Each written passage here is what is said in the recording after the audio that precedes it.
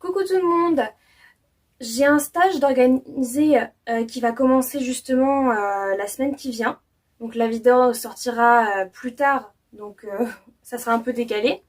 Mais ça serait pour ceux à qui ça intéresse, c'est sur la programmation, tous ces trucs-là. Ça va être à l'EPITA. Par contre, c'est ouvert que aux filles pour inciter les filles à venir faire de la programmation parce que il y en a beaucoup qui vont se dire non, c'est pas pour nous, etc. Enfin, c'est plus un métier de garçon alors que totalement faux, c'est mixte. Et donc j'aimerais bien vous faire une petite vidéo de comment ça va se passer dans la semaine, etc.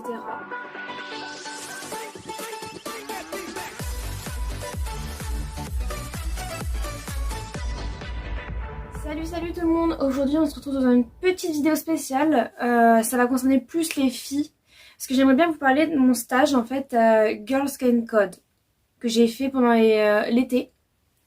C'est un stage sur la programmation. Tout d'abord, moi j'ai pris un stage d'une semaine. Il y a pas mal de stages, on peut avoir aussi des stages de 2 jours, enfin le week-end ou même en semaine. Et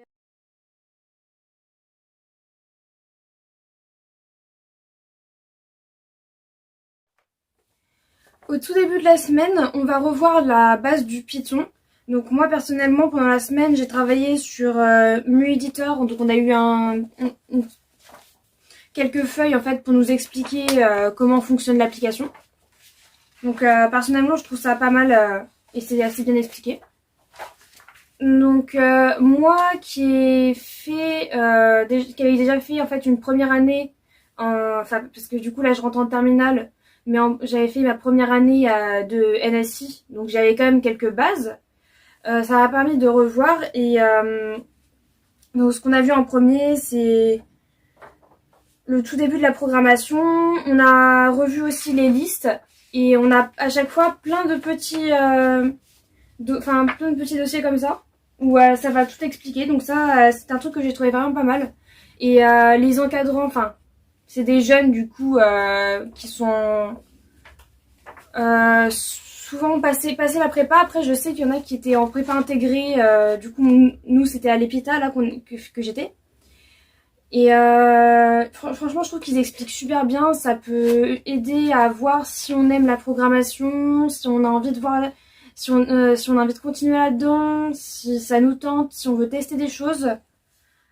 En plus ce qui est pratique c'est que moi j'ai fait déjà 1 an en programmation à l'école.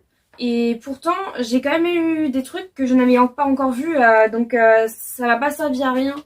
Parce que déjà, ça refait mes bases de ce que j'avais déjà appris cette année. Et en plus, j'ai pu revoir d'autres choses et je trouve que c'est quand même assez bien expliqué quand même à chaque fois.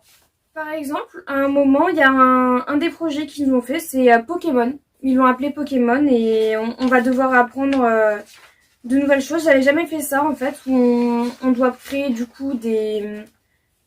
En fait, on a là par exemple une classe ennemie, des trucs de combat, donc on va essayer de coder en gros comment les personnages vont être créés, comment du coup leur dresseur, dans quelle catégorie il faut les mettre, etc. Et ça peut être pas mal et pour ceux qui aiment bien les Pokémon, bah c'est un plus en plus. Du coup en tout dans la semaine j'ai eu quand même ça. Je sais pas si ça se voit à la caméra mais c'est quand même pas mal, mais c'est assez bien expliqué et tout. Dès que t'as une question ils te répondent. Donc j'ai revu un peu de tout. Et à la toute fin de la semaine on a un projet. Donc soit on choisit entre faire un petit jeu. Donc comme ça. Donc soit de cette façon là, soit comme ça. Soit on pouvait faire aussi du microbit. Donc personnellement microbit ça m'a pas trop tenté parce que moi je suis plus visuelle, donc je voulais faire un truc avec des images et tout qui bougent. Donc j'ai fait le projet avec un jeu vidéo, mais après le problème c'est qu'on n'a pas trop eu le temps de tout finir, ça c'est un peu le défaut de la semaine. Ce qui est bien aussi, c'est que ça permet de découvrir d'autres personnes qui aiment la programmation, qui sont dans cet univers-là, de faire des rencontres du coup féminines, vu que c'est un stage exclusivement pour les filles, pour les inciter à aller vers la programmation, pour montrer que c'est pas forcément que pour les garçons, parce qu'aujourd'hui il y a encore des personnes qui pensent comme ça. Et le plus dans ce stage en plus, c'est qu'on a eu des petits cadeaux. La casquette. J'ai eu un petit Rumicu aussi. On a eu une gourde, c'est pas mal en plus, comme ça du coup je ramenais mon eau dedans. Ah oui, d'ailleurs, pendant le stage, du coup on avait un petit badge avec nom, prénom dessus. Et nos codes du coup pour accéder à l'ordinateur, travailler, parce qu'on avait notre espace à nous. On pouvait prendre un ordinateur. Du coup moi je me suis amusée, j'ai dessiné un petit Pokémon. Et on a eu aussi des t-shirts, donc apparemment ça change à chaque fois. Et celui de cette année, Girls Can Code, personnellement je l'aime beaucoup. C'est celui-là. Et on en a eu un autre aussi. Voilà.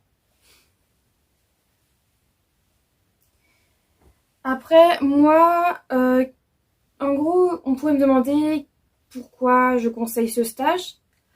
Déjà, l'avantage c'est que c'est un stage qui est gratuit, donc c'est plus facile d'accès parce que généralement quand les stages ça peut être payant et là en plus t'es bien encadré, on est là pour t'aider et tout, donc ça c'est un truc que j'ai bien aimé.